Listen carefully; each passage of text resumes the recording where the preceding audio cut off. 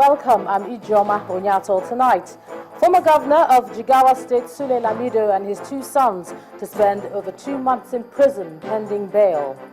Reprieve from former Imo State Governor Pt.1 as court grants him bail in the sum of 270 million naira. For bailout or statutory allocation, our big story tonight examines the argument on the over 700 billion naira released by the federal government to the states. And race against time as Greece presents new proposals for third bailout from creditors.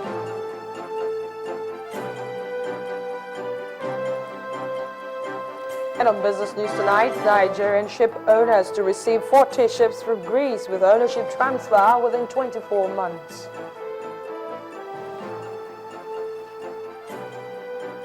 While on sports news, Serena Williams beats rival Maria Sharapova 6-2, 6-4 to book a place in the final of the Wimbledon Championships and move within one win of a second Serena Slam.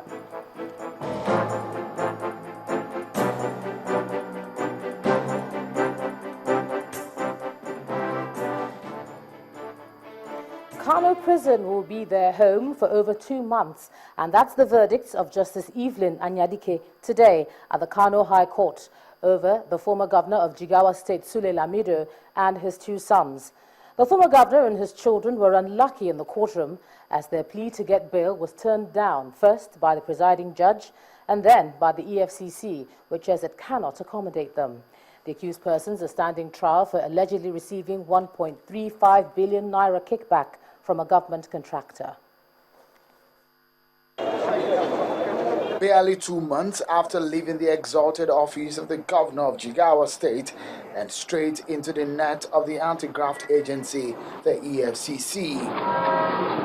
Pensively, Mr. Lamido, two of his sons, and Mr. Wada Abubakar are waiting for the commencement of their case as a stand trial over allegations of corruption of over 1.3 billion naira. 28 count charges bordering on fraud and money laundering.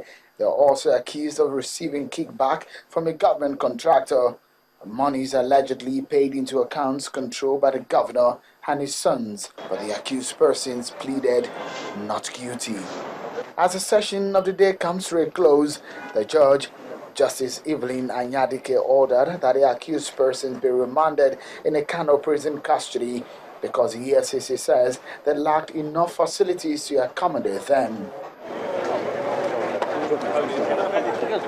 Mr. Lamido and his sons will not enjoy the comfort of their homes, but will have to endure the disquiet in some of the rooms at the Kano prison till 28th of September this year. That is almost 3 months. Mr. Lamido's lawyer, Efyong SAN, frowned at the remanding order at the Kano prison, asking that the accused persons be kept at the EFCC custody, and he also sought for a bail application, but the judge rejected the pleas, saying the EFCC had complained of inadequate facilities. For the defense counsel, that does not go down well. Just for walking into the courtroom and without anyone allowing the accused to say anything about his liberty is taken from him. And I have to ask a question. What manner of liberty does the Constitution preserve to us? Left with a big question, he might have to come to fight his case another day. But outside the courtroom here, security is tied to the teeth. On the other side of the road, opposite the court premises, a band of pro-Lamido supporters thronged the streets questioning the prosecution of the former governor of the northwestern state.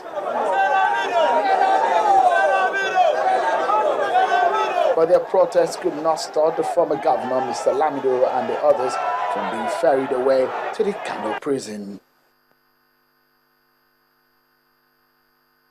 And while the former Jigawa State governor may cool off in prison for some time, there appears to be a reprieve for his Imo State counterpart, Mr. Pt.1. A federal high court in Abuja has granted bail to the former governor, who is standing trial on charges of corruption, abuse of office, and money laundering. Justice Adeniyi Ademola released the former governor on bail on the condition that he'll provide one surety in the sum of 270 million naira. Our correspondent Amaka Okafor reports. Mr. Ihediok Hakim, former governor of Imo State, surrounded by his lawyers and family members as he returned to court on charges of corruption brought against him by the Economic and Financial Crimes Commission. One day after he was remanded in the custody of the Economic and Financial Crimes Commission, Mr. Hakim, who pleaded not guilty to 3-count charges of corruption, abuse of office and money laundering, was granted bail by the court. In his application for bail, Mr. Hakim, through his counsel, submitted that the offence for which he is standing trial is a bailable offence, and since the prosecution has concluded investigation, there is no need to keep him in custody.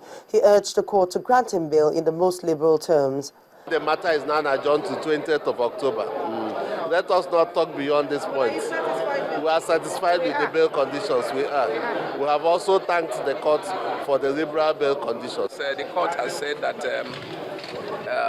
that every accused is presumed innocent until proven guilty. That is the only comment I will make now. In his ruling, Justice Adeni Ademola says the court exercised its discretion in favor of the accused because the offences for which he is standing trial are bailable and an accused person is presumed innocent until proven guilty. The court ruled that Mr. Hakim should provide one surety in the sum of 270 million naira.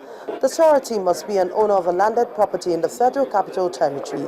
The former governor was also ordered to deposit all his travel documents with the Deputy Registrar of the court. Amaka Okafor, Channels Television News.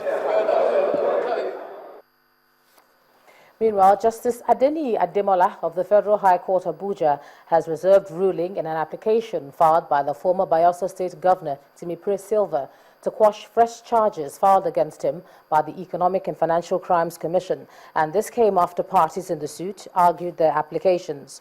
Counsel to the former governor, Mr. Lateef Fagbemi, told the court to set aside the charges against his client on the ground that he cannot be rearraigned on charges that had been dismissed by the same court. But counsel to the EFCC, Mr. Rotimi Jacob, objected to the application, saying the new charge is different from the one dismissed by the court last month. He said the charge has been expanded to 50 counts from the initial 42.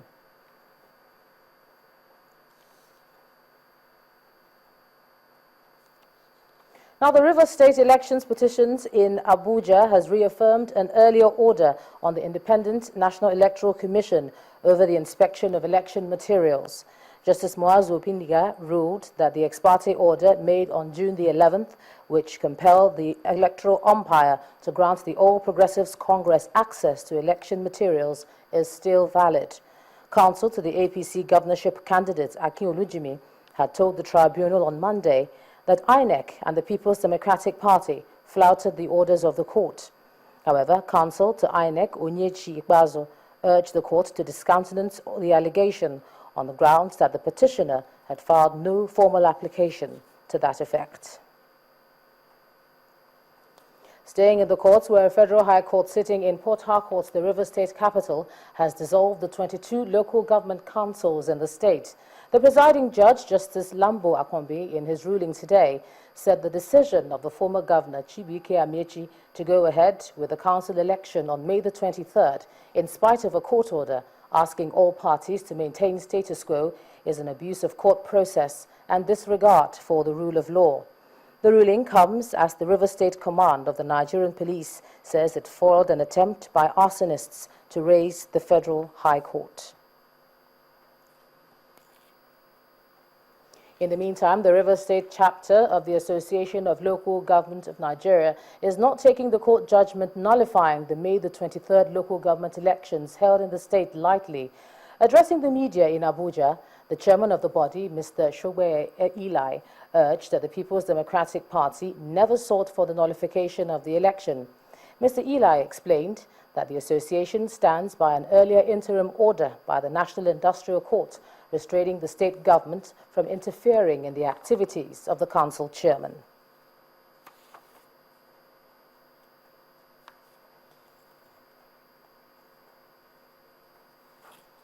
Now, hopes of resolving the leadership crisis in the House of Representatives remained distant, as the parties in the dispute are still sticking to their positions. The All Progressives Congress caucus in the House of Representatives is asking the Speaker, Yakubu Dogara, and his group to respect the decision of the ruling party on the choice of principal officers in the House. Speaking on behalf of the APC caucus, Mr. Philip Shuaibu, representing Esako Federal Constituency of Edo State, explained that the Dogara group has no moral standing to talk about zoning at the moment. Otherwise, the Speaker should resign for equity to be attained in the House. Truly speaking, there's a lot of issues that were raised by them, which I feel is the amount of shifting of goalposts. You cannot shift goalposts when it suits you. The shifting goalposts, this same group said zoning was insignificant and they will accept zoning.